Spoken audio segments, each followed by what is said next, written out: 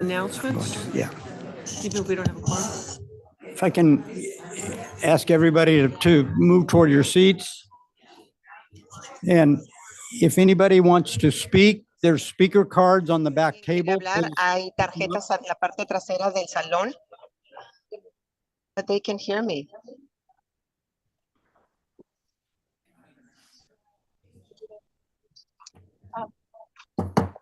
But they can hear me.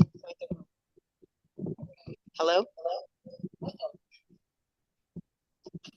I'm gonna call this meeting of the San Diego Regional Water Quality Control Board, special meeting in the month of. For some reason, the headset of Zoom being transmitted into the room. Okay.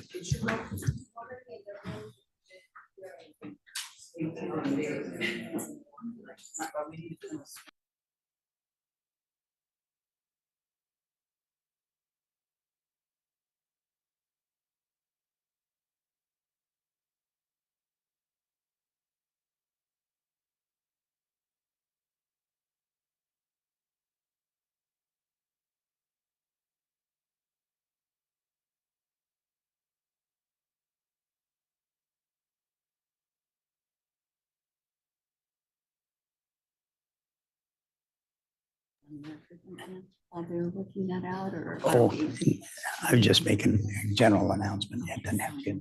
I'm going to do it. I'm going to have her speak and then. Check. It's here in the room.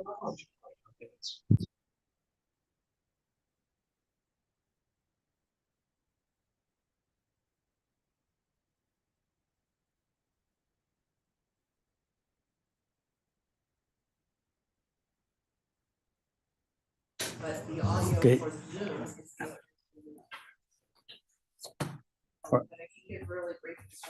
If you would do that now, please.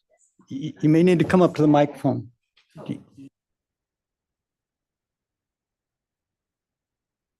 Okay. Si hay alguien aquí en el salón que va a ocupar interpretación simultánea al español, por favor pase con el señor que está con la mano levantado.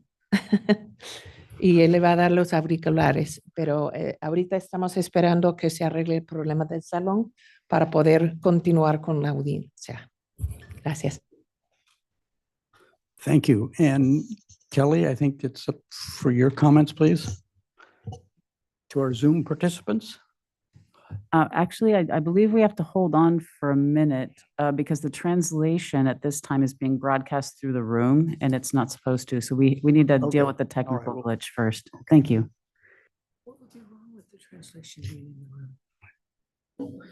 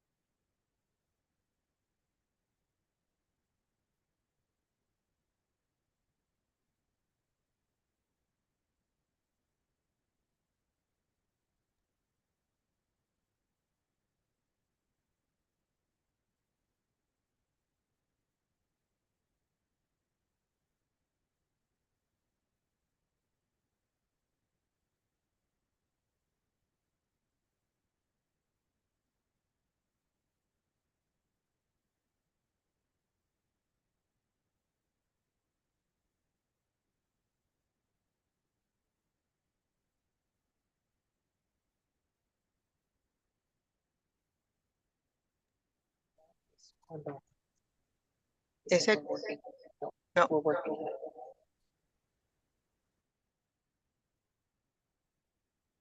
Are we set?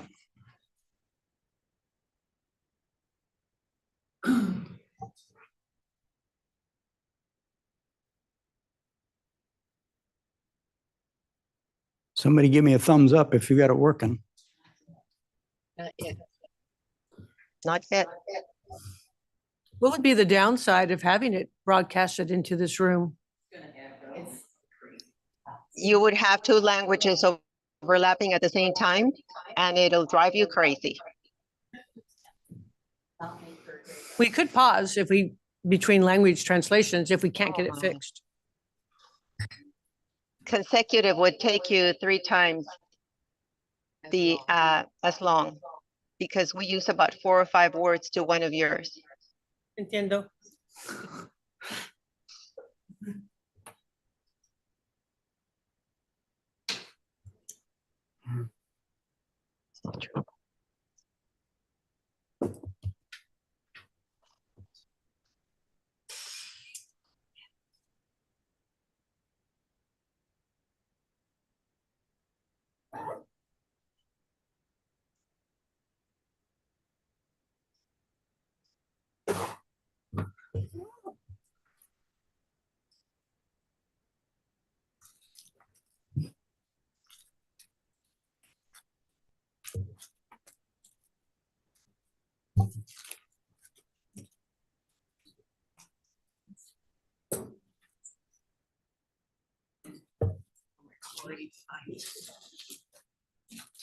Supervisor Anderson, I apologize for this delay. We're going to get to you just as quickly as we can.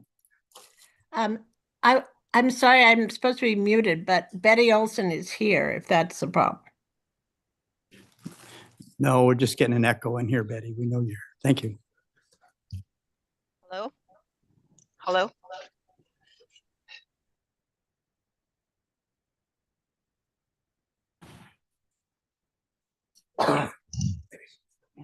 Nobody's asked for a heads up.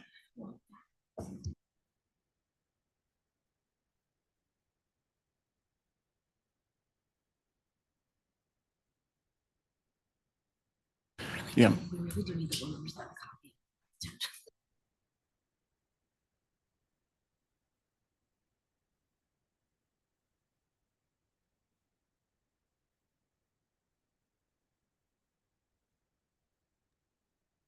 Hello? Still.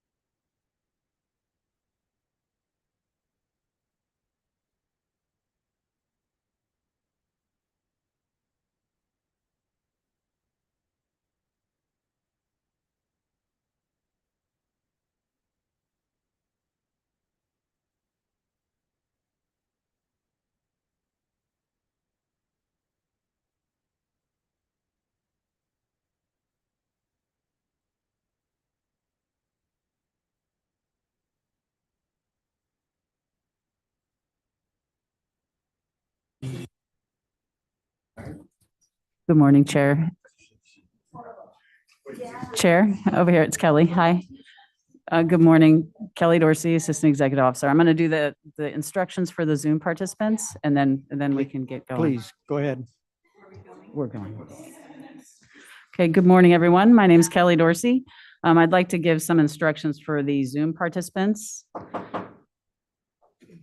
Online participants that would like to comment during this hearing must register for and sign into the Zoom webinar via computer or phone. Information on how to register for the Zoom webinar is located on the San Diego Water Board meeting agenda page. Public comments will be accepted after all presentations for the item are complete. If you are using Zoom on a computer or tablet, please use the raise hand function to indicate you wish to comment. If you are calling into the Zoom on a phone, please dial *9 to raise your hand. There's a 3-minute time limit for each public commenter. However, that time could be extended at the chair's discretion. For those participating by Zoom, you will see a timer on the screen and will hear beeping when your time is up. And lastly, please state your name for the record before you speak, and please mute your microphone if you are not speaking. Thank you. Chris, can you go ahead and call the roll? Or first I should ask, David, have we heard from Yen? Is she? She's momentarily delayed, but will join us in progress. Okay, so we can go ahead and start then. Please call the roll. Ms. Blair, Here. Ms. Cantu, Dr. Olson, Here, Ms. Warren, Chair Strawn. Here. The California Regional Water Quality Control Board, San Diego Region, is holding a public hearing today to consider tentative cease and desist order number R9 2025-1 or 0139 to the U.S. section of the International Boundary and Water Commission, South Bay International Water Treatment Plant for discharge to the Pacific Ocean through the South Bay Outfall. Excuse me. All persons who wish to speak on this item and have not yet submitted a speaker card, please do so now. Again, there's a QR code so you can do it online.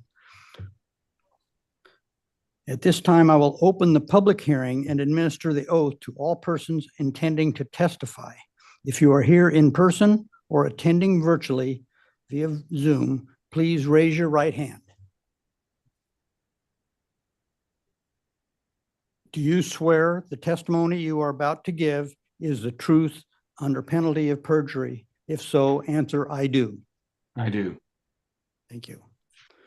We would normally begin with a presentation from staff. However, we've received a request from County Supervisor Joel Anderson to be heard first because the County Board of Supervisors is also having a meeting today. I'd like to acknowledge Mr. Anderson on Zoom and ask that he speak now on the tentative cease and desist order. Mr. Anderson.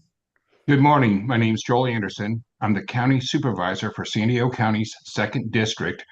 Thank you, Chairman Strawn in the San Diego Regional Water Quality Board for giving me this chance to speak today.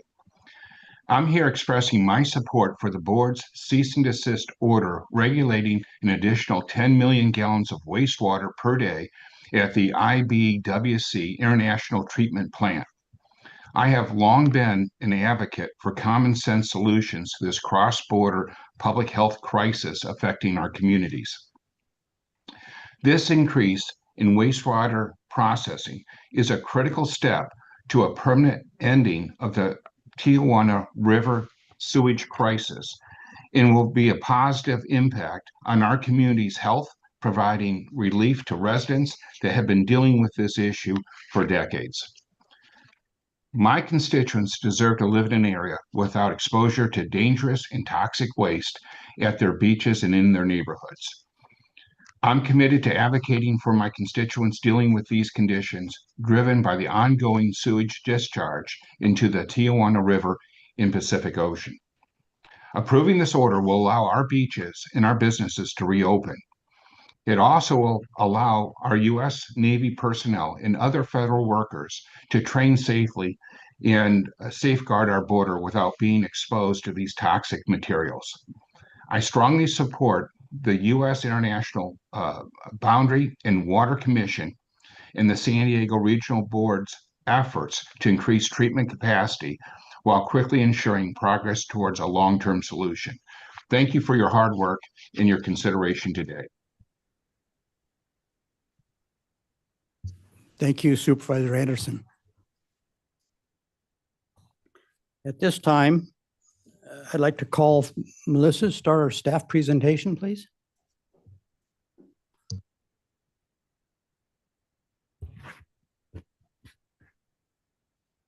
Thank you, Chair Strawn and members of the board. Good morning.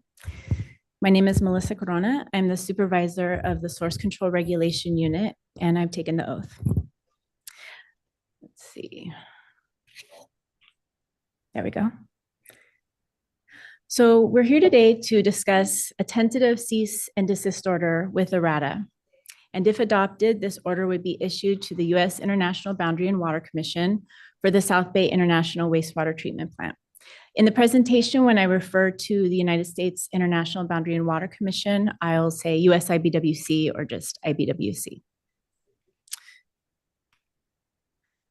So I'm going to take about 15 minutes or so to explain what brought us here today and the purpose of the tentative order. So you are very aware that there's a border pollution crisis. You're very familiar with the issue, especially the transboundary flows into the Tijuana River Valley. And this, of course, is a top priority for us. We know that the transboundary pollution is wreaking havoc in the river, the estuary, and local beaches. And we're also seeing immense impacts to air quality, which of course affects the quality of life and poses risks to the health of South Bay communities and those living in the Tijuana River Valley. IBWC has devised a plan to promptly reduce or possibly eliminate dry weather Tijuana River transboundary flows, which would provide much needed relief to the area, of course. US IBWC aims to achieve this by accepting more sewage into its international wastewater treatment plant. This is not a new concept. You may remember we've been talking about this for a while, IBWC expanding its plant from 25 MGD to 50 MGD is part of the solution. However, that is not going to happen right away. That's going to take years. That's a very large project. And in the meantime, as we wait for that project to be completed, it's possible that we could continue to experience transboundary flows every single day through the Tijuana River. So IBWC planned an interim project on its way to the full 50 MGD expansion. And although this promises a significant overall benefit to water quality if successful, and possibly air quality as well, it also results in some permit violations. So I'll explain why in a bit. But first, I want to zoom out and explain why we see these transboundary flows, like the one we see in this picture, in the first place. So in the middle of this slide, you can see PB1. Uh-oh. I don't have a laser pointer. Well, I'll just guide you there verbally, I guess. PB. There it goes. Okay. So in the middle of the slide, we can see Pump Station 1 in Tijuana. That's also referred to as PB1. And PB1 receives flows from two sources. First of all, it receives flows from Tijuana's sewage collection system. And that's through the international collector right here. And then secondly, it gets flows during dry weather from Pump Station Sila or PB Sila, which is pumping waste from the Tijuana River in Tijuana, just a concrete line channel full of waste. It's PB Sila pumps those wastes out and pumps it towards PB1 or Pump Station 1. So both of those flows end up there. But what happens is that there's certain times of the day when there's more water use in Tijuana, just like everywhere else. And so we see more sewage generated during that time. And the cumulative flows that end up at PB1 overwhelm it. So they exceed its operating capacity. And when that happens, in order to protect the plant so it can continue to operate and do what it needs to do, pumping is reduced at PB Sila, at Pump Station Sila, which means it's not pulling out as much of the waste from the main channel of the Tijuana River. And so what's happening is those wastes are instead crossing into the Tijuana River Valley.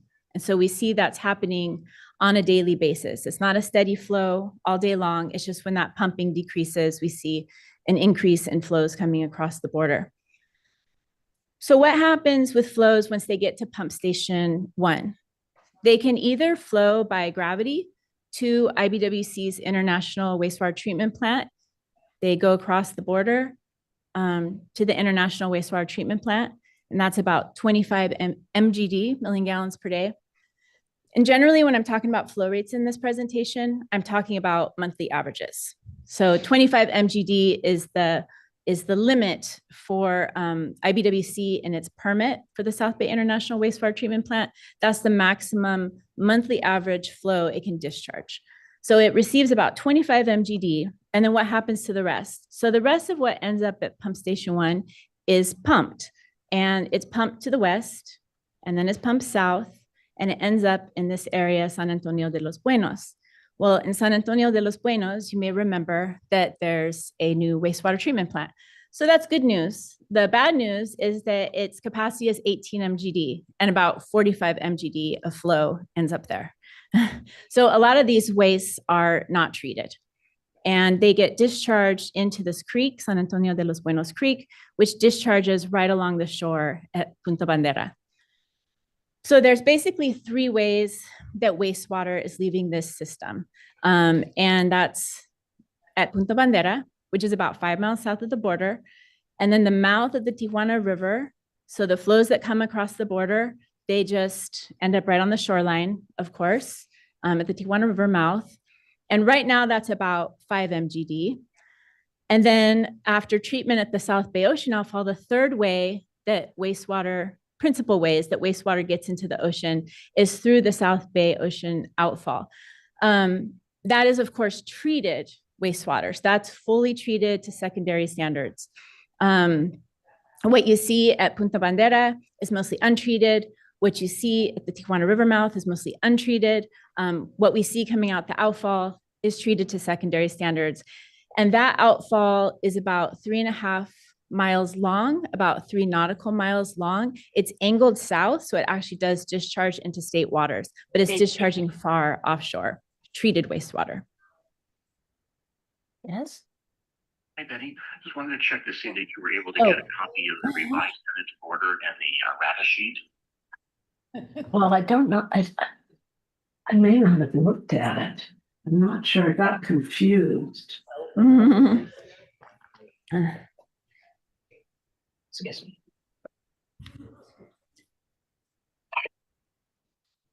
Isn't this working? It's not advancing. Huh? Is it not charged?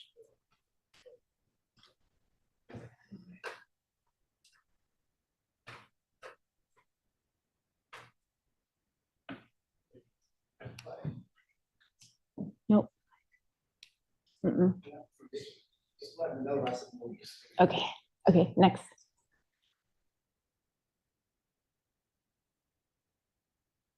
Thank you. Okay, and so back to the other one. Yeah, thank you. So as far as what we're seeing come across the border right now, during dry weather, of course, during this time, we're seeing something like this. So in the bottom, we see a figure that tracks the flows. So those are the flow rates. Those are monitored at IBWC's gauge station. That's just a little bit north of Mexico in the Tijuana River. And so we can see that, like I said earlier, there's not a steady flow coming across the border. It just depends on when there's that increase in water use, increases sewage generation, and then reduced pumping at PBCLA. And then the graph you see above that, the bar chart, that's what that equates to volume-wise each day. So right now we're seeing about 5 million gallons over the course of each day. All right. And, even though we're seeing less flow than we've seen in the past, it still amounts to way too much. In July, it was about almost 200 million gallons came across, mostly untreated waste. So what are the impacts? We're very aware of the impacts, right? We know that we see impaired water bodies, we see beach closures, people are experiencing horrendous odors, there's air quality concerns. We're seeing really severe degradation of the estuary economic impacts, and ongoing environmental injustice. So you've heard from countless staff, researchers, community members, elected officials, and other stakeholders speak through Zoom and right here at this podium expressing their concerns over and over again about this nonstop pollution. You're no stranger to that. And once the border pollution crisis is eventually resolved in its entirety, people and natural habitats on both sides of the border will benefit from the immense recreational and ecological potential of this region, some of which is listed on this slide. These bottom slides are from the estuary, and the top pictures are actually from south of the border earlier this month, just so you can see that also there, people are regularly fishing, like in the picture on the left, fishing on the shoreline and playing in the water on these hot summer days. So I know we often compartmentalize just looking north of the border because that's where agency, jurisdictions and authorities lie, but it's worth noting that it affects people and marine ecosystems on both sides of the border. So let's zoom in now. So let's zoom in and talk about the plant specifically. So the plant is owned by IBWC. It's operated by a contracted operator, Veolia North America, and it's regulated by an NPDES permit that we issued in 2021. The NPDES permit for the plant is issued solely to IBWC. So IBWC is the party responsible for meeting requirements of the permit and any associated enforcement orders. Very recently, this month at the regularly scheduled board meeting, you heard a very robust update from the IBWC commissioner and his staff, so you're aware that the plant is in compliance. It was out of compliance for years, and it regained compliance last November and is in compliance with its effluent limitations. I want to note that operating this plant does have its challenges. It's very unique. It's not like other wastewater treatment plants in our region at all. For example, IBWC doesn't have any control over the quality of the influent going into the plant like our local POTWs do with their pretreatment system or their pretreatment programs. So there are challenges with it. The permit authorizes, as I mentioned earlier, 25 million gallons per day discharge. And what happens is they treat at the wastewater treatment plant, and then it goes into an outfall. And then they have a plant, basically their next door neighbor is the city of San Diego's South Bay Water Reclamation Plant. And the effluent from that plant commingles with IBWC's before it's discharged through the South Bay Ocean outfall. The city's plant contributes relatively little flow because it's a water reclamation plant and there's a demand for that recycled water. And although the effluent from the two plants is commingled in the outfall, each plant owner is responsible for flows originating from their respective plant. They have two separate NPDES permits. And that means IBWC is liable and responsible for any compliance that's exclusively in connection with the South Bay International Wastewater Treatment Plant. So let's talk about this proposal. So this interim project that IBWC has proposed is an accelerated incremental expansion of 10 MGD until the plant is fully expanded to 50 MGD. And this isn't a concept that's new. IBWC has talked about this for quite some time, actually. But on May 20th, they set a target of doing it within 100 days. And tomorrow's 100 days. And since PB1 cannot quite handle all the flows, remember the map, and I was talking about the sources of flows and the operating capacity being exceeded at PB1. The idea is to send the flow to PB1, but it can't pump it away, but it can send it by gravity to the International Wastewater Treatment Plant. And that extra flow would be 10 MGD. The 10 MGD would so it would arrive to the plant and it would first go through primary treatment. And primary treatment is the part of the process where solids are removed. Solids that can sink or float are removed. And Wait a minute, how is it gonna arrive at the plant? Because the intake pipe's only 25. Excuse me, one speaker at a time, please. But Thank you. She was saying something. I want a clarification there. So, and 25 MGD or 35 MGD, it doesn't come at a steady rate. There are peak flows. There's different times of the day when you see different flow rates coming into the plant. So the 25 MGD, or when we're talking about the proposed 35 MGD, that's a monthly average. So the primary processes, that's for the removal of solids. And that part of the process at the plant can handle 10 MGD. It has the capacity.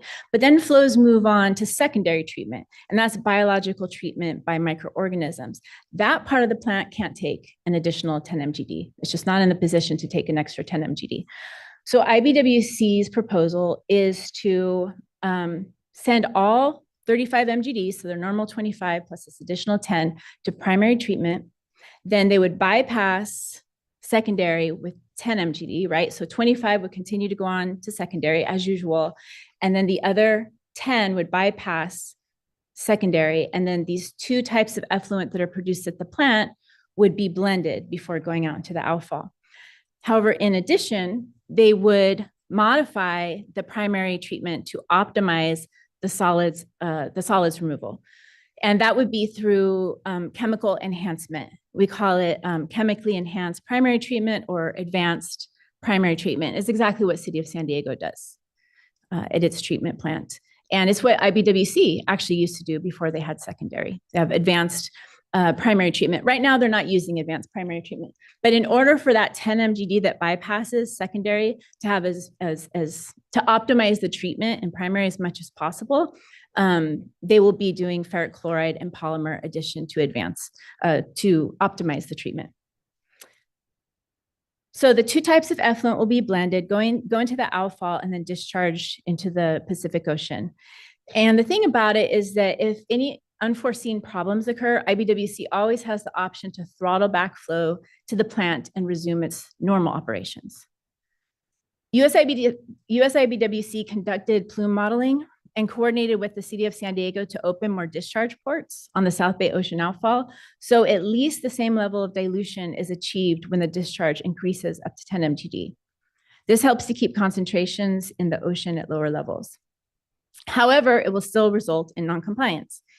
So I might otherwise be standing up here presenting a permit amendment for your consideration, but this 100-day time frame for startup is just not enough given the processes that are required of us to amend a permit.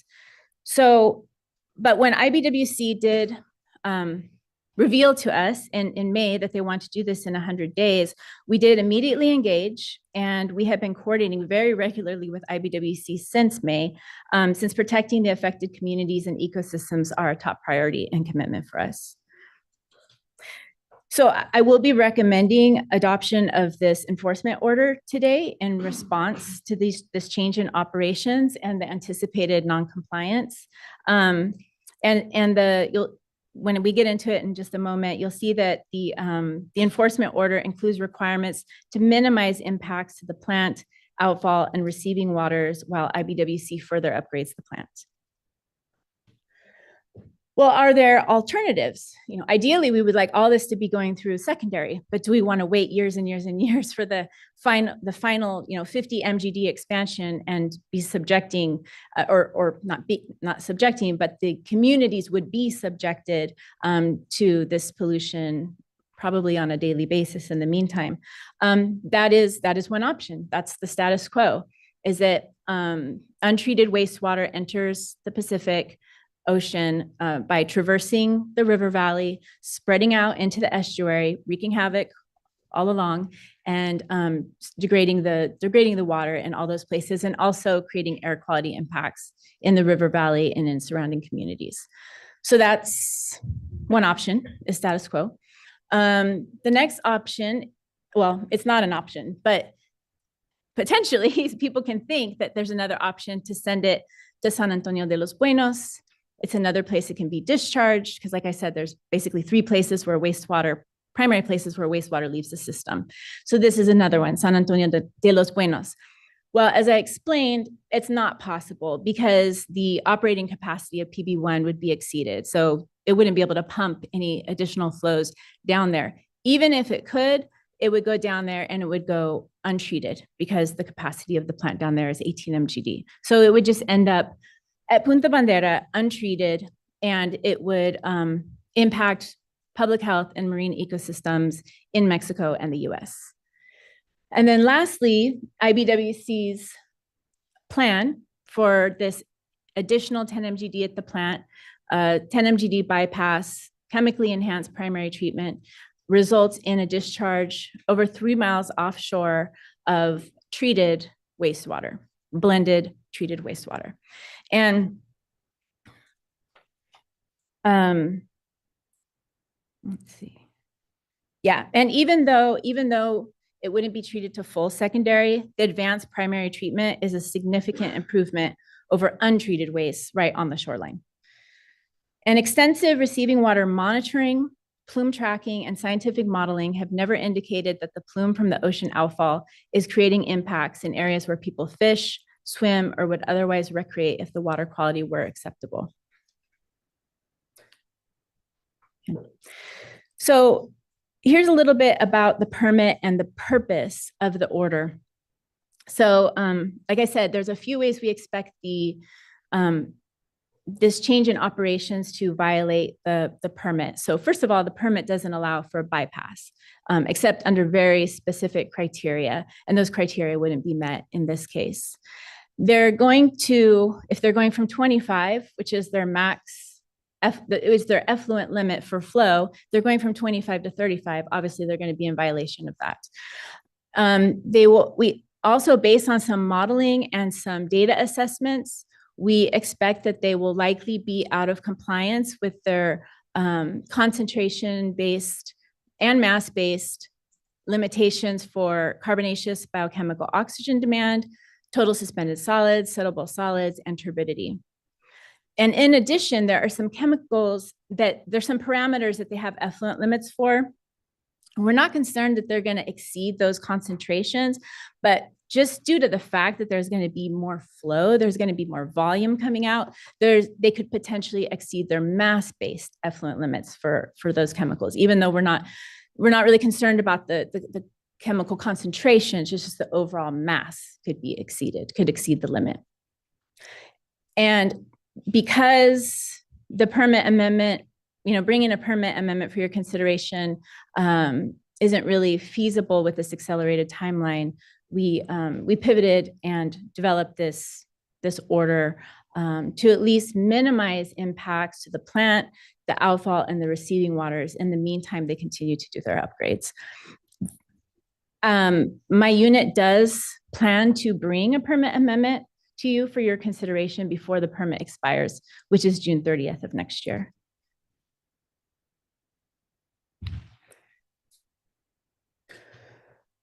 So in response to the threatened violations, here's what we have as far as order requirements.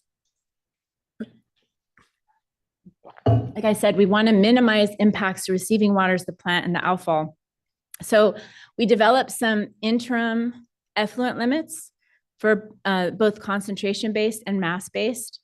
And that's for, like I said earlier, carbonaceous biochemical oxygen demand, CBOD, settleable solids, and turbidity. Actually, TSS is missing there. TSS should be in there as well. And then additional mass-based interim effluent limits for chemicals where we don't expect to see concentration exceedances, but just mass-based exceedances due to the volume. And that's actually captured in the errata that was provided to you today. That's the change that we needed to make to the permit, was just in case those mass-based limits are exceeded, we want to have some interim limits that IBWC must meet in the meantime. So that was added. And then also in your errata, you'll see that we made some edits to findings 31 and 32 based on that, just some edits to the descriptions regarding anticipated exceedances and interim effluent limits that were established. The order also establishes remedial and preventative actions for IBWC to take to, like I said, minimize impacts to the plant, the outfall, and also the receiving waters, and requires IBWC to submit its agreement between the contracted operator and IBWC on the modified operations, because obviously the operations are going to change significantly at the plant.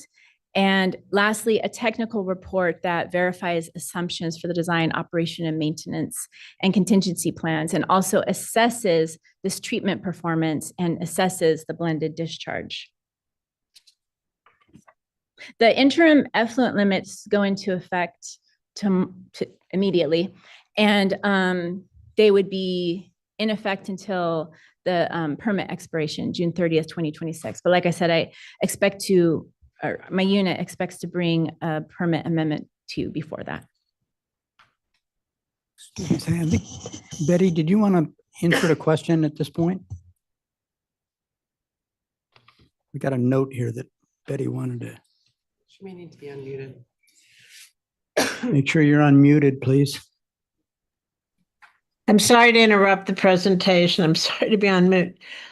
You mentioned the review of chemicals. How frequently will you be reviewing what their exceedances are?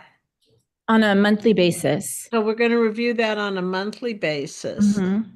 Now, there is some other process that's supposed to occur September 15th. Is that correct? There's basically in the preventative and remedial actions, they have some deadlines for when IBWC needs to complete those actions. And then also when they need to basically confirm, they need to document under penalty of perjury that they have implemented those changes. So that's probably the September 15th you're seeing is probably in that table with those prescribed actions. Okay, so I do have some other concerns. I'll raise them at the end of the talk. Thank you very much. Okay.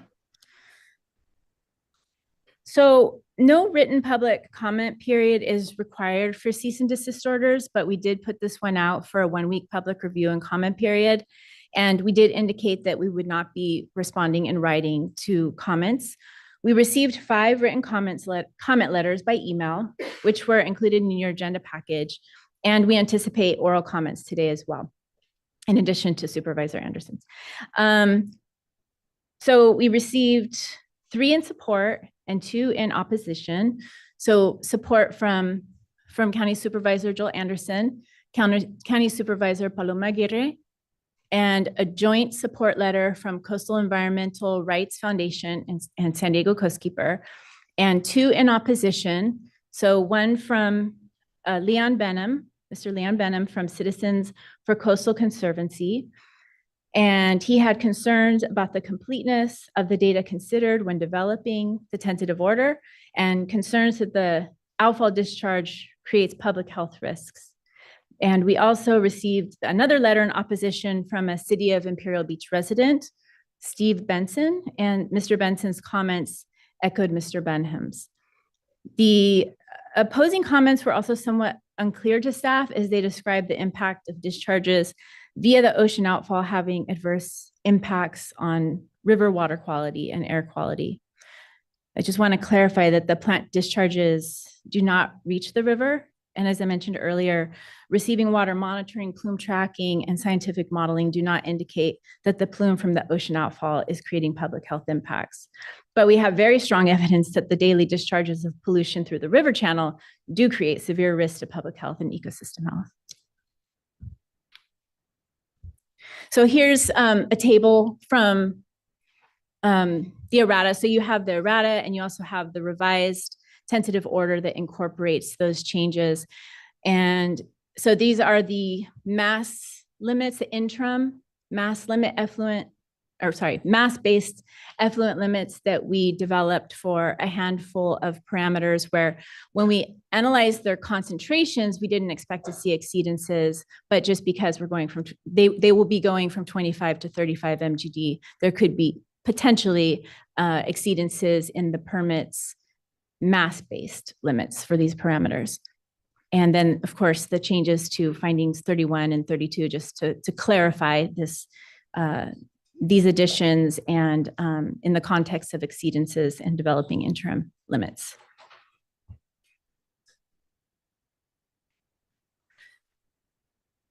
So with that, and basically in conclusion, staff recommend adoption of tentative order number R9 2025-0139 with errata. And if adopted, the order would direct IBWC to comply with requirements that minimize impacts to the plant, outfall, and receiving waters. The next steps for us would be to confirm completion of the remedial and preventative actions, to review submittals to ensure compliance with this order, and to perform facility inspections, the first of which I already have scheduled for September 9th to inspect the modified operations. So with that, I'm available to answer any questions you may have. And we also have people here from IBWC in person and via Zoom if they might be better suited to answer some of your questions. Thank you. So IBWC doesn't need to do a presentation, they're just here to answer questions? I have it as a question that they, you can have some time to present if you want to. No, we don't have a presentation. Okay. We're here to answer questions if needed. And we appreciate that. Thank you. Chair Strawn, sorry for the objection. I just wanted to note for the record that board member 2 joined the meeting in person, and I wrote down at 9:36 a.m. Okay, any questions from the board? Betty, I know you have a question. I do. May I go forward now? Yes. Please. Okay. So I want to commend the staff and also the people working on the International Border Water Treatment Plant for excellent work. I certainly didn't expect to actually see this in 100 days, but I'm very pleased. So I think we will see an improvement in water quality. I had a clarification question first. So as I understand it, you have secondary waste in the amount of 25 million gallons going out. That's going to be commingled with 10 million gallons of advanced primary. And then that will commingle in the pipe with treatment from San Diego, which is tertiary treated water. Generally, that's going to be secondary treated. So they secondary produce also. tertiary if there's a demand for it, but if they expect to discharge it to the outfall, they only have to treat to secondary standards. And it's sometimes it's no flow. I think it might be 1, 2, 3 million gallons sometimes, but generally very, very, very little flow or no flow. So it's a minor dilution factor. It's in other words, in diluting the advanced primary, it wouldn't play a large role. That is correct. Okay. Now, some of the compounds that are not mentioned here are also of concern to me. Now, what we said was we have CBOD coming out, and we do know if any of those carbon compounds contain sulfur, we're still in a situation where we could get H2S. We also know that we could still have amino acids coming out, some of which contain sulfur, and therefore could also lead to H2S. So will somebody be monitoring the, I mean, is the Air Pollution Board for San Diego going to be monitoring this to make sure that where the outfall is, we don't see these compounds being released and going up into the atmosphere? That's not part of the permits. Receiving water monitoring requirements is to monitor down at the depth, is to basically. Well, I care at the air-water interface, really. That's what I care about. Mm-hmm. I care about how much could come back on shore and affect the public. The plume, no studies have ever suggested that the plume comes back on shore. That's the water plume. What's that? No, there's an air plume. Oh, right. Okay, I see what you're saying. Okay. So yeah, and kind of brought us into a new territory. So now we have water, and we have a air-water interface, and we have air that comes, effect that comes from the water. Yeah, I know, this is the same treatment that the city of San Diego does, and they don't blend it with secondary. They only do advanced primary. So I think if there were issues with that, they probably would have been identified, as that plant is very much evaluated in each permit term. I haven't seen any indications that what this blended effluent would look like, and just the physical conditions of the discharge through the outfall would create any concerning air quality impacts. But it's not something that we don't actually know. And I think what you have to look at Mexico, that those are different. They may have less restrictions, less things that are more things that are allowed to go into the sewer, that can go to the treatment plant, that can associate with suspended solids or other matters that would be going out of this plant. And I think it is important that we think ahead, because, as you said, it's going to take a very, very long time. Secondary. So I would appreciate it if you kept that in mind. I think it's fantastic that these steps have been made. I want to compliment everyone, from the consultants to the commissioners to all the people who have been working on the design for the plant. This is a wonderful step forward. Unfortunately, it's not all the step forward that we need, but I do plan to come back and talk to our executive officer and staff about some studies or additional monitoring that we may want to see that puts us looking ahead.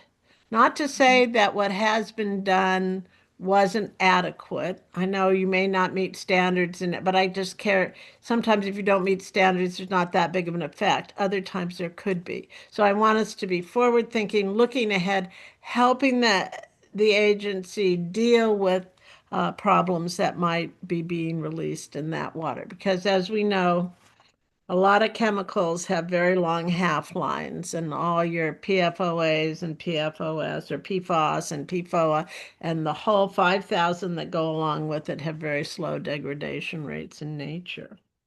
So I want to thank you for your presentation. I think this is, a wonderful advance. I'm very positive about seeing it work, and hopefully we'll hear about it September 15th. Thank you.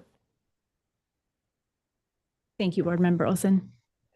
Any other questions from the board? I have two questions, but they might be for council. Is it because the potential for violations of the permit come as a result of a cease and desist order? Does the cease and desist order then operate as some sort of amnesty on those particular elements of the permit? So the cease and desist order is issued under state law. It does not amend the permit. It does not shield them from any type of permit violations or anything like that. So no, they don't have any amnesty. Okay. It is considered an enforcement order. The board has discretion as long as they're complying with the cease and desist order. The board does not have to take any additional enforcement. It would remain open to, okay. And then my second question is, and maybe this is just getting too far in the weeds on the terms that were being tossed around, but if the permit is up for renewal in 26, why would we be working on an amendment when we're just going to need to revisit the permit? Like, you guys are so pressed for time and we're so short-staffed and this is such an important issue. Isn't that where, and again, maybe this is just, we're being loose with our terms today, and really what we're saying is we're working on the new 2026 permit.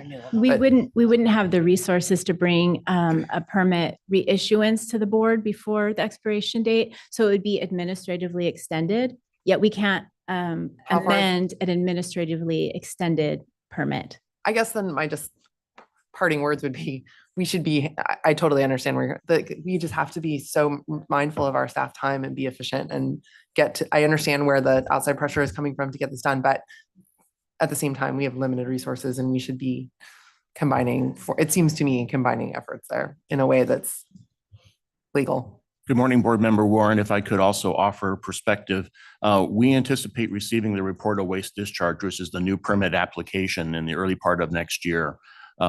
We anticipate that we will have to spend a fair amount of time on that. It will be a large and complex permit, as anything we've found with the border always is.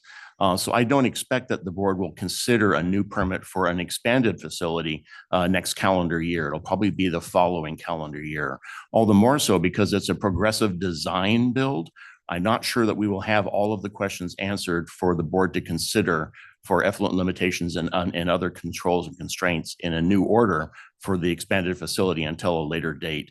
So we will bring back a permit amendment to update and institutionalize what you may decide here today in terms of the cease and desist order. We'll be receiving additional information that the board should consider to regulate this facility.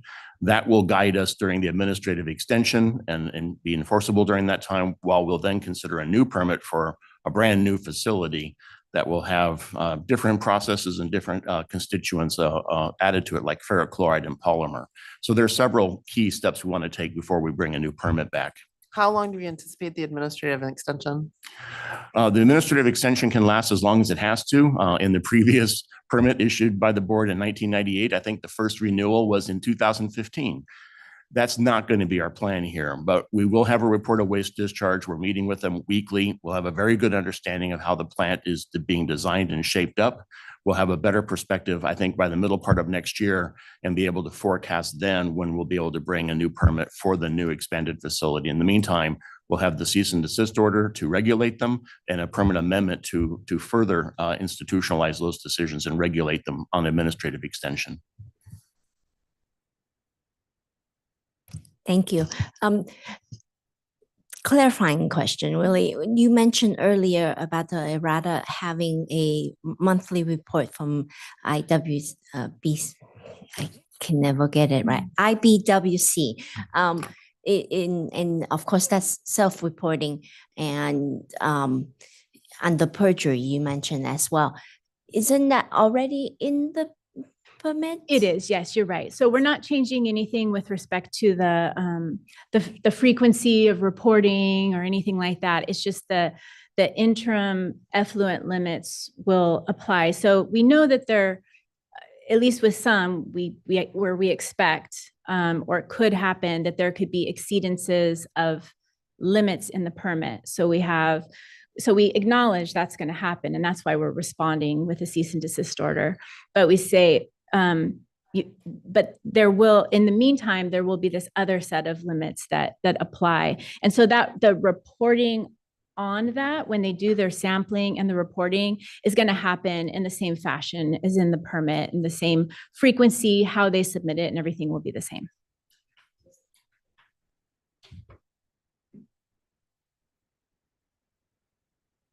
There's no more questions at this time from the board. We'll begin with the questions from the public. I have about 13 speaker cards here, so we're going to be pretty strict about limiting each speaker to 3 minutes. If there's several speakers that have the same view of the topic, and I would ask you not to be too repetitive. If you can piggyback on each other, that would help move us through this period. Can you give me one moment, Chair Sure. Strawn? I just want to ask IBWC a question. Yeah. real quickly.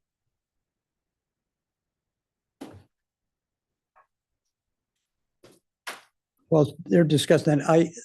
These are not in any particular order. I tried to keep them in the order that they were submitted, but I don't want anybody to feel offended because they got put too far down the list.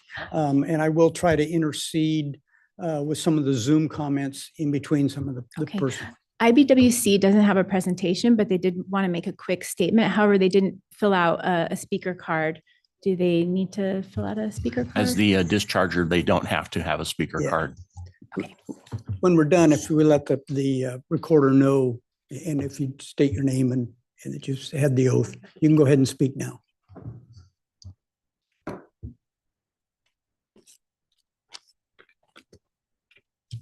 Good morning. My name is Ramon Macias III. I'm the principal engineer for the engineering department for US IBWC. And I did want to just take a quick opening comments from us, thanking the board, chairman, board members for allowing us to be here. And we're here to answer questions as needed. What I would like to start off with is we're not opposed to the adoption of the border. I think as Ms. Corona mentioned, we've worked really hard with all stakeholders on trying to make sure that we're addressing the situation as soon as possible. And this 10 MGD incremental increase puts us on that path. And so I think with the combined information exchange, the combined teamwork that we exhibited through all our stakeholders, we're in a good position to be able to not only complete the work, which is scheduled to be done tomorrow, and we're on track to do so, but to be able to start implementing that incremental increase up to 10 MGD on top of the 25 MGD that we're doing now. So I think it's critical as a whole team for stakeholders, citizens, and all, that we're able to provide the solution that keeps us moving forward for this. So that's where I wanted to say, just that we're not opposed to the order. We're looking forward to addressing any questions, comments, or anything that we need to as needed. Thank you very much. All right, for the record, can you say whether you took the oath, sir? Sir, for the record, can you say whether you took the oath? I did take the oath. Great. Yes. Thanks.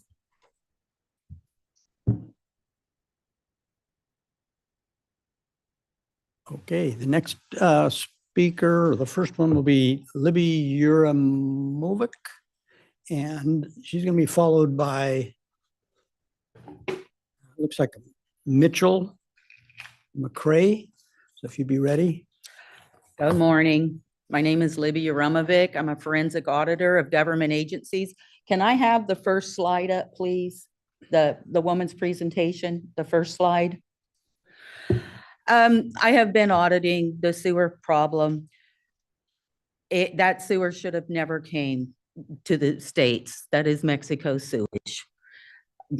You don't have the authority to violate their permit, but let's talk about words. I want the map of Tijuana. When they say dry weather flows, they're talking about raw sewage, raw fecal matter. Tijuana never put in their infrastructure. When they talk about, go back to the first one with the map, collectors, they're just collecting raw sewage and pushing it to the state. Pump stations, pumping it to the state. Look at it. The Tijuana River's north. They're pumping. The whole estuary is destroyed because they're pumping those canyons. Those are open trenches that brings Tijuana sewage to the states. The IBWC has stated in writing that the SAB in Mexico, that facility is operating. No, it is not. It has never operated. And they cut the pipes. The intake pipes were cut. So it is not possible for the SAB to operate. We can see it from the USA side. People monitor it. If you don't have an intake pipe, you're not putting sewage in it. But to this problem, the intake pipe for the South Bay sewer plant is 25 MGDs. The outtake is 25 MGDs. Where's this 10 MGDs coming from?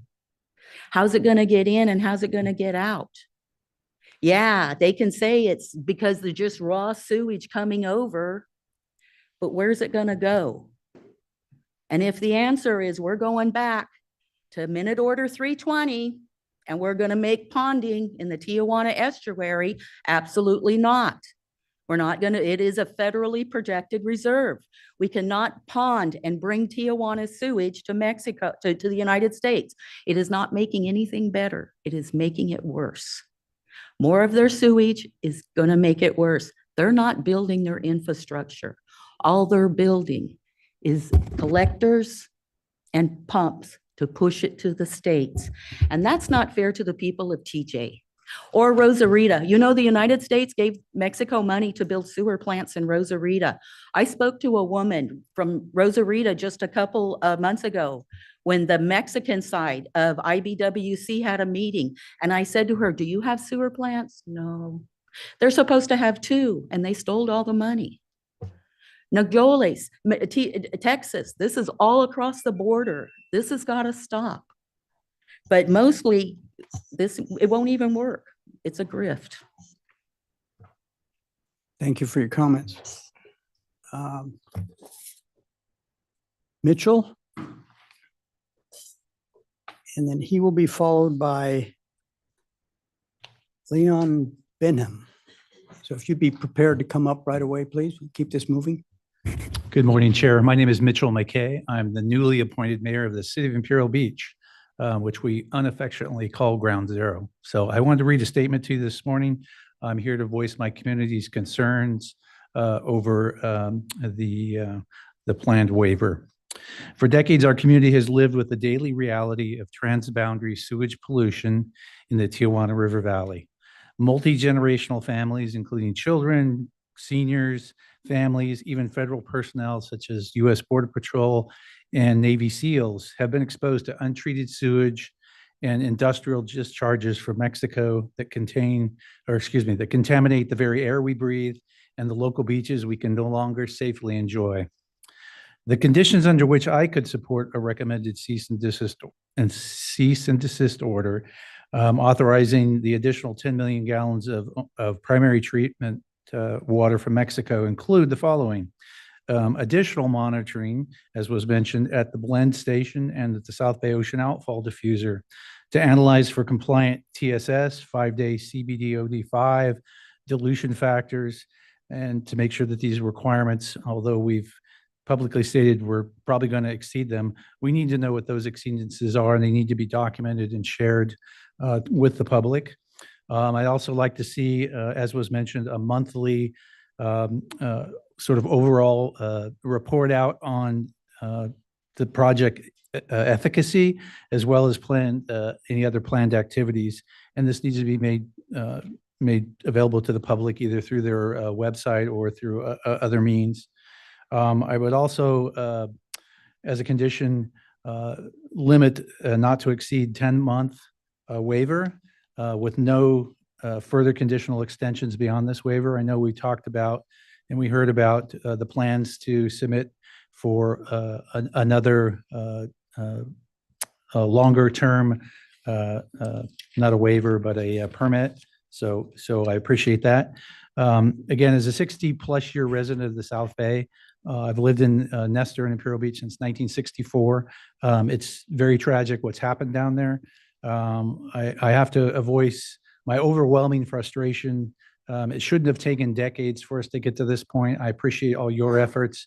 Like myself, as an elected or appointed, we don't have control over everything that came before us. But again, strong leadership is needed to move critical projects forward without delay. This means addressing the Saturn Boulevard hotspots immediately, pursuing a diversion system to capture and treat dry weather flows, developing long-term wastewater reuse strategies to minimize discharges through the South Bay Ocean Outfall. These are practical, achievable steps that must not be stalled by red tape. Our communities deserve timely action and visible progress on every front. Thank you. Thank you, Mayor McKay, and I apologize for not introducing you properly. That's fine. Leon Benham, and he will be followed by Lisa Ross from Sierra Club. Hi, my name is Leon Benham. I am president of the Citizens for Coastal Conservancy. We're based out of Imperial Beach, San Isidro, and we are nonprofit in the true sense that all our people are volunteers from our community. I wanted to say that, we are the most affected community by this, and I'm asking you to have compassion because right now our beaches are closed. We're receiving 40 million gallons a day, and now we want to get a 10 million gallon increase. The 10 million gallon increase is basically going to take it to primary levels, which by testing, the best that we can hope for is about 65 to 70% of the suspended solids to be removed, and that's going to be blended. But if primary and secondary gets you to 95.5%, if you do the math, this is almost like a 30 to 40% increase in fecal solids. And the thing is that our new water testing is done by ddPCR testing, which tests for DNA that's in the fecal solids. So, even if we go back and if we go back just to where we're not meeting the standards. And I pointed out these slides here, and all these points are points of testing that's done by the NPSD permit that was allowed when this testing goes on every week. And all these test results, and if you look, Down at SAB, there's a place called Playas Blanca. It's the very first reading. It's up at 16,000 MPN. And so that's south of SAB. If you look at the data going north of SAB, it's swimmable. So this shows that the longshore current, the California current at SAB takes everything south. It does not come north. And it only comes north about 36 days out of the year, which corresponds to rain days. So go to the next slide, please. And if you look in between these spots, I blew it up to show you that San Antonio de los Buenos, basically south of there, it's skyrocket, it's way over. But again, north, and this trend is consistent. So go to the next slide, please. The idea that was stated is there's no onshore flow from the SAB. This graph with all those data points that I showed you before shows there's a point source, and there could be no other point source except the SBOO. And so we're opposed to this increase of 10 million. Thank you. Lisa? Lisa will be followed by Charles Riley of the, IBWC? No? Okay. Oh, another member. Charles is Sierra He's Club with also. Sierra Yes, Club. I'm sorry, hi. Ms. Redford. Good morning. My name's Lisa Ross. I'm chair of the San Diego chapter of Sierra Club. I'm here representing our 13,000 members and 26,000 supporters in San Diego and Imperial counties. We are encouraged by the steps now being taken to expedite the expansion of the South Bay International Wastewater Treatment Plant from 25 million gallons per day to 35 million gallons per day. And we support the USI, WBC, and the San Diego Regional Quality Control Board's action to expand the treatment capacity. However, as we all know, this is but a step in bringing relief to the residents of South Bay. We will not rest until the South Bay beaches are open 365 days a year and the environmental catastrophe affecting our habitats and residents has ended. To that end, we need swift action to ensure that infrastructure on both sides of the border is upgraded and maintained, and that all of the wastewater being dumped into the Pacific Ocean is treated as at least advanced primary. I also support the new Imperial Beach mayor's request for enhanced monitoring. And of course, the more transparency, the better. You can count on Sierra Club to support all your efforts to bring an end to this crisis.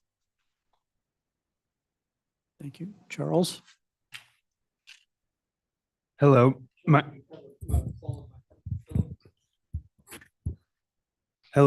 My name is Charles Riley, and I'm also here on behalf of the San Diego chapter of the Sierra Club. The Sierra Club's mission is to explore, enjoy, and protect the planet, and we are here because of the devastating impacts the Tijuana River pollution crisis has had on our South Bay residents, detrimental impacts to habitat, and the impacts to public health and our marine ecosystems. First, we want to acknowledge and appreciate the steps being taken by the IBWC and the Regional Water Quality Control Board to accelerate the expansion of the International Wastewater Treatment Plant from 25 to 35 million gallons per day.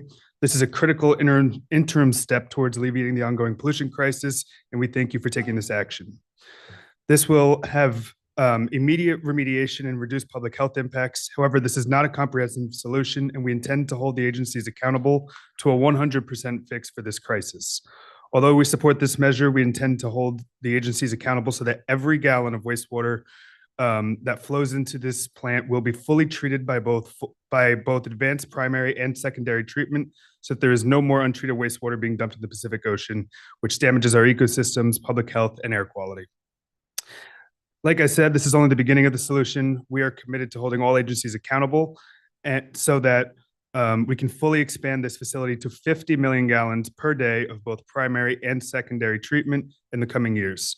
We also expect increased monitoring and compliance with discharge permits to ensure the safety of our communities. We applaud the EPA's 100-day action plan, but we will not rest until South Bay beaches are open and safe every single day of the year. Clean water and clean air are not negotiable. They are basic human rights for every single resident of our region. We also call for transparency and accountability.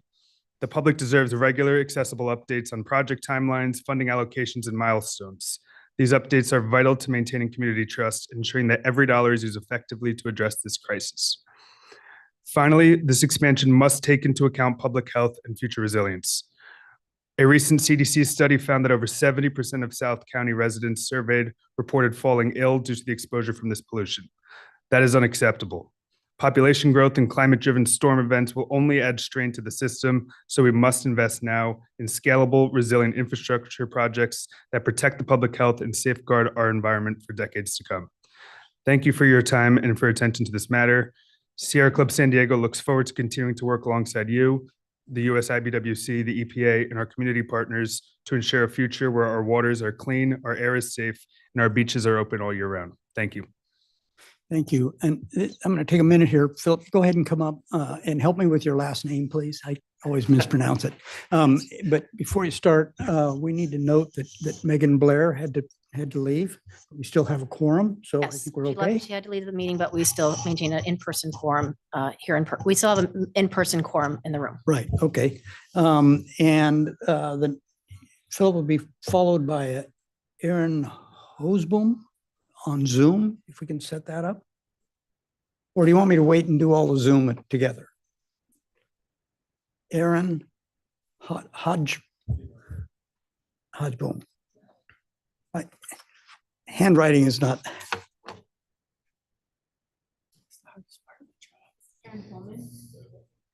On the board? No. Yeah, okay, but we'll figure that out. Go ahead, Phil. Okay. I didn't mean to just leave you standing there. Thank you. My name is Philip Musigas. I'm the Executive Director of San Diego Coastkeeper. We filed written comments in support of the CDO, and so I'm just going to supplement those. With a couple of- I also need to remind everybody to state that you've taken the oath, I think. Yes, sir. I have taken the oath. Thank you, Gary. So Coastkeeper supports the cease and desist order, but our support, I just want to make very, very clear, our support is contingent on IBWC complying with all the interim effluent permit limitations and the loading limitations that are in the draft CDO. And also want to note a couple of other things. Coastkeeper has been doing our own water quality monitoring in the Tijuana River Valley at 4 different locations since November of last year. And so in addition to finding, of course, high levels of fecal bacteria, we've also detected a number of different pesticides, semi-volatile organic compounds. We've also detected 3 different types of PFAS compounds in testing earlier this year. And so I just want to note that there are industrial chemicals that are at play here in addition to the bacteria pollution. And those are also being aerosolized at Saturn Boulevard and at other locations. And ideally, if this proposal works and the river flow is reduced, that should help reduce that flow of that mixture of fecal bacteria and chemicals in the river channel. I also want to make a request and just echo Mayor McKay's request that I think it would be very helpful if the monthly DMR data, the monthly monitoring data that is produced pursuant to this order be shared with the public on IBWC's website. Once it goes through QA/QC, should not be a big lift if they have that data and they're submitting it to the water board. Why not share that with the public at the same time? And I would just conclude by saying that this is an opportunity for IBWC to reclaim or to start to restore some credibility with the public. They have none right now because of the decades of neglect and the decades of pollution. So we hope that they take that opportunity seriously. And then just very quickly, one other question, if the board would be interested in asking IBWC, it would be very helpful to know when the full 10 MGD treatment is going to come online. I realize sometimes to build up treatment, it takes some time to build up to 10 MGD. So I would just ask the board to ask IBWC when that full 35 MGD treatment would be underway. So thank you for your time. IBWC, can you answer that for him? Yes, Ramon Macias, Principal Engineer. Yes, what we're looking at, and the gentleman is absolutely correct. What we want to do is make sure that we start the process and incrementally start getting the flows in so that we can fine tune the system, make sure that what we're predicting is actually happening before we take the full 10 MGD. We're going to be hooked up and ready for the full 10 MGD, but we'll taking those and we're looking at starting out with 5 MGD first, get that process moving, and hopefully within about anywhere between 2 to 4 weeks, maybe 5 weeks, is being in a position to try to get to the full 10 MGD. And of course, that's all contingent on making sure that we have everything in place. Obviously, the cease and desist order, we need to have that our modification in place with a contractor and making sure that we're not impacting our plant as we're receiving this additional flow. Because that's one of the most important things that we're considering as we're looking at this incremental increases. The plant has got to continue to operate. We don't want to impact the plant. And as Ms. Cornell mentioned, we are looking at and have the capability to go back and kind of scale back if we need to make any corrections that we need to. But we're looking hopefully within 2 to 5 weeks to be able to get there. Thank you. Do we have someone? Can I make Go a ahead. clarification question? 2 and 5 weeks, when are we talking about the start time? Because the question was approximately how long would it take when the extra 10 million gallon? Well, we're hoping that we would be able to receive it within about 5 weeks. So Starting. Yeah, so we're starting from tomorrow. We're going to start looking at and coordinate. We've already started our coordination with Mexico, and we're making sure that they're going to be able to get that flows to us. How we receive those flows, we're starting out with 5 MGD. So tomorrow we may be 5, and then within 4 or 5 weeks we hope to be to 10. We're hoping. Yeah. Okay. We're looking at that. And so tomorrow we should be completely ready and start receiving the 29th. I won't say we're going to be receiving tomorrow, but tomorrow we'll be done. Great. Thank you. Do we have someone from Zoom? Yes, hi, this is Erin Hogaboom. Can you hear me? Yes, we can. Okay, great. I'm calling in with public comment, and I want to thank you for time to share on this important item. My name is Erin Hogaboom. I'm director of San Diego for Every Child. We're a coalition to end the experience of child poverty in San Diego County. I'm also a mom and advocate for our South Bay children and communities that have long suffered the impacts of this transboundary sewage treatment issue. Alongside youth and environmental partners here today, I'm supporting immediate infrastructure improvements alongside sufficient support to operate and maintain them. So in short, while urgent expansion is needed, we believe that that should be transparent and in service and consideration of long-term solutions that meaningfully engage the community in a way that keeps them safe, informed, and empowered to weigh in on those solutions. Thank you to this board for working in and with communities most impacted to share information and identify and secure solutions and funding that provides a long-term response on this entrenched issue impacting our South Bay region. Thank you. Thank you. Our next speaker here will be Courtney Baltiski.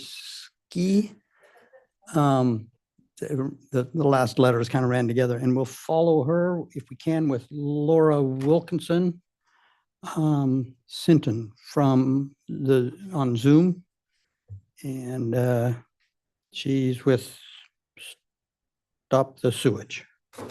You got it. Thank you, Honorable Board. My name is Courtney Baltiski with the YMCA of San Diego County, here for YMCA Camp Surf in Imperial Beach, where we nurture a healthy spirit, mind, and body so all can thrive. I'd like to share an excerpt from a statement made by Dr. Paula Stigler-Granados with SDSU School of Public Health. By authorizing the SBIWTP to expand 35 MGD, even under interim influent standards, the board will help ensure that more sewage is captured and treated rather than flowing untreated through the Tijuana River Valley into coastal waters. From a public health perspective, treating additional flows, even at advanced primary levels, blended with secondary treatment effluent, is far less hazardous than continued raw sewage discharges. This approach reduces pathogen loads, lowers community exposure, and decreases the frequency and magnitude of beach and estuary contamination events. It is essential to recognize that this order does not weaken long-term water quality protections. Instead, it provides a time-limited compliance pathway while the SBI WTP undergoes expansion to full 50 MGD secondary treatment capacity by 2027. In this way, the order strikes a critical balance between legal compliance and the urgent need to protect public health now. We urge the San Diego Water Board to adopt this order. The consequences of inaction, continued uncontrolled sewage flows into the Tijuana River and Pacific Ocean, would perpetuate a preventable public health crisis and prolong harm to already overburdened communities. Allowing this incremental expansion with strict oversight represents the most protective and pragmatic path forward to safeguard human health, the environment, and binational communities. Thank you. Thank you. And you did take the oath, right? I took the oath. Thank you. I need to remind everybody to state that, please. Bethany on Zoom.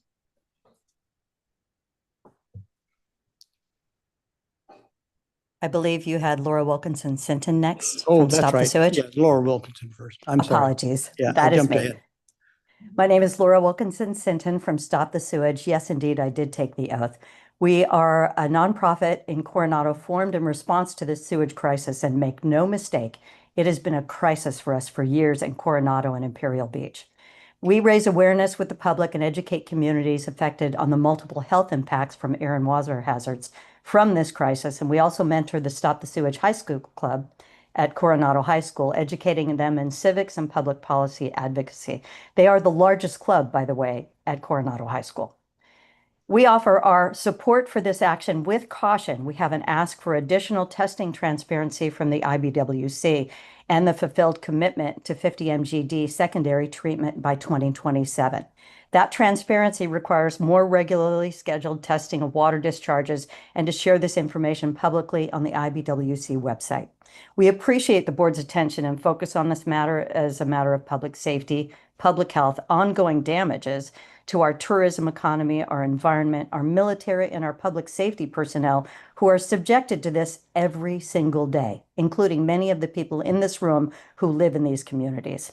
We also appreciate deeply the IBWC's accelerated timetable for construction, their renewed focus, and their new resolve on both sides of our shared binational region to find and execute permanent solutions, cleaning up our side of the street and pressuring Mexico to clean up theirs, to this tragedy of the commons and true public health crisis in our communities. We are in favor of this, and I thank you for your time and consideration. Thank you. And then go to Bethany Case, also on Zoom.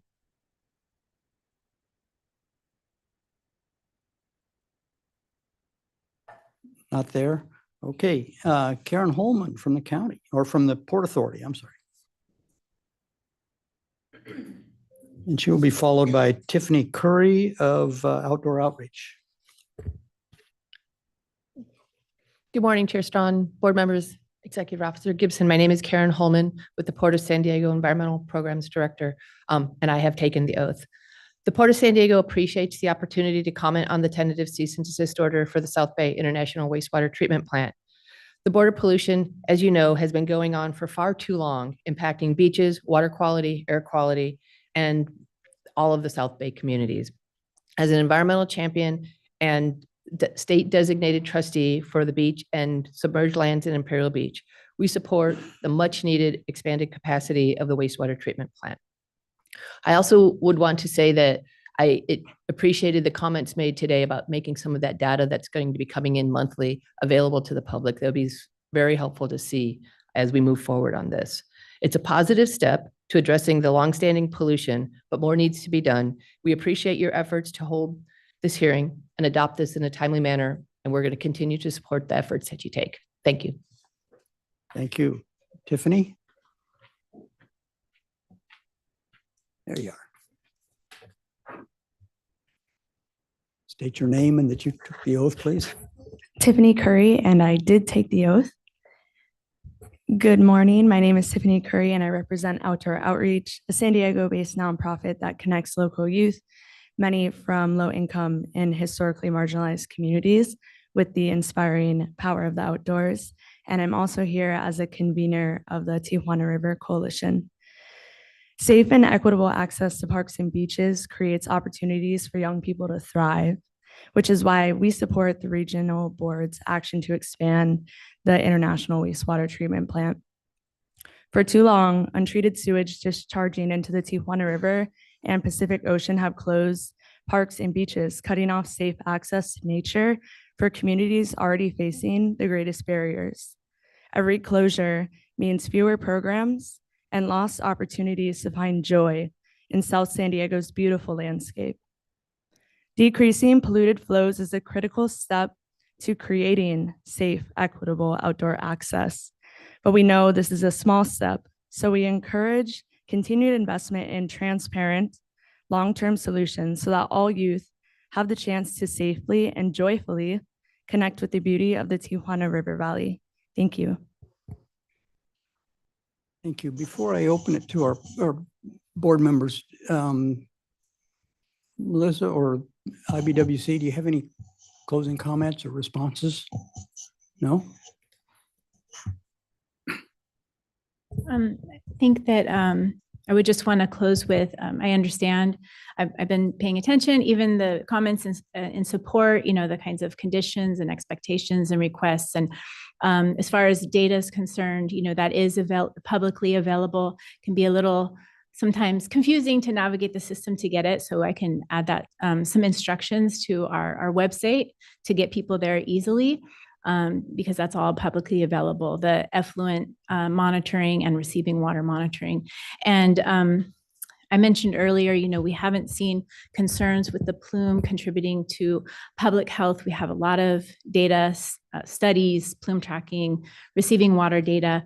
And when my unit brings a permit amendment to you for your consideration, that's something that we can evaluate more and also address Betty's comments, make sure that that's fully evaluated before coming to you with an amendment that would authorize a change in operations at the plant and a change in discharge.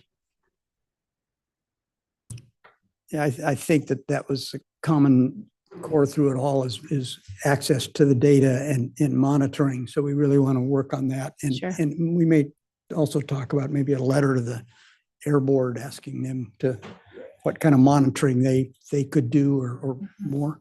Fellow board members, do you have questions? I don't have questions, but I have comments, and I think I'd like to offer them after people might have already asked their questions, if there are any more. Okay, I'll go then. Several points. This is a half a loaf of bread. This is not the full loaf.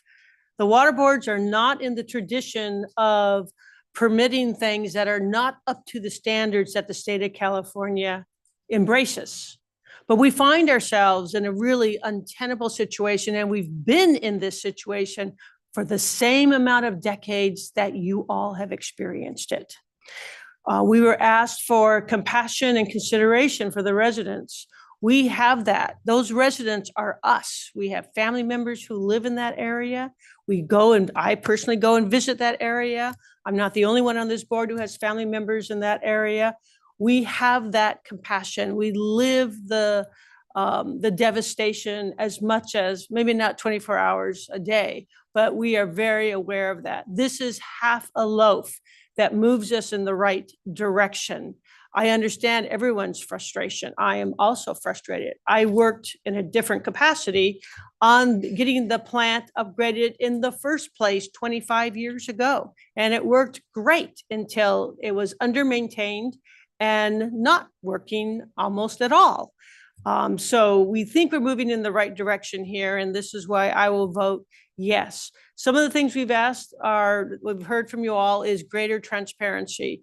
There was a tradition that started with the last commissioner of, I thought, unprecedented transparency with town hall meetings and newsletters and a variety of mechanisms. I would encourage the new commissioner to follow in those footprints because I think that in those footsteps, I thought that was a good move, and people deserve to have that information in real time, not quarterly or every 6 months, but in real time, because their health and quality of life is absolutely affected. Let me see, I have a few more points here. In terms of the increased monitoring that we heard about, I'm sure Melissa Corona, our staff, will coordinate to see what that is. And if you have additional citizen monitoring that you are performing, please share that with us if you don't already. And if you do, thank you very much. We think that this is not an invitation for additional sewer. We're not inviting 10 MGD of more sewer. We are expanding the permit to allow the treatment of 10 MGD of more sewer. So nobody is like opening their arms saying, give us your sewer. Sewer flows downhill. San Diego County is downhill of Tijuana. So everything's going to flow downhill. We cannot stop it. It is coming. So the question is, are we able to treat at least 10 MGD more of all that's coming down? And moving in that direction is a good direction. So this is not a waiver. This is a cease and desist order with a time schedule, increased standards, and something that we can then use as a format to do what I don't know has been done before in recent history, and that is to allow advanced primary on part of it and have it blended. But it is a move in the right direction. So I support this cease and desist order as amended. And that could be a motion if you like it. I will be able to second that if that's a motion. I had just a couple of comments. This has been a long process and it's complicated. And I think I pretty much know how hard you, Melissa, and your staff have worked to get us to this point, and it's appreciated. The whole staff, our executive officer, Dave Gibson, have all worked diligently to get us to this point, and it's not nearly toward the end, but it is a step in the right direction. Sometimes it feels like you're standing up against a tidal wave, literally. But and I also want to thank you, our prior chairs, Henry Barbanel and Celeste, have worked on this for a long time and gave us the leadership that helped make this possible. I think I heard Henry's voice the other night saying one word: verify. So my closing statement is, staff, you've done a wonderful job. Let's not let up on the monitoring and the verification to make sure it happens as it needs to. And with that, I think, unless there's any other comments, Chris, would you call the roll, please? Chair Strawn, sorry, can you close the hearing if the board's not going to be taking any more public comment? And Okay. and just to clarify, if Chair Board Member Cantu, you did make a motion to Yes. yeah. So you made a motion to adopt the revised tentative with the changes With the expressed in errata sheet. And then Board Member 2 seconded. Okay, so then at that point, we'll close the public hearing and call for a roll call vote. Ms. Cantu? Aye. Dr. Olson? Aye. Ms. Tu? Aye. Ms. Warren? Aye. Chair Strawn? Aye. Motion carries. Thank you all, and we're adjourned. Good meeting, Chair. Good job.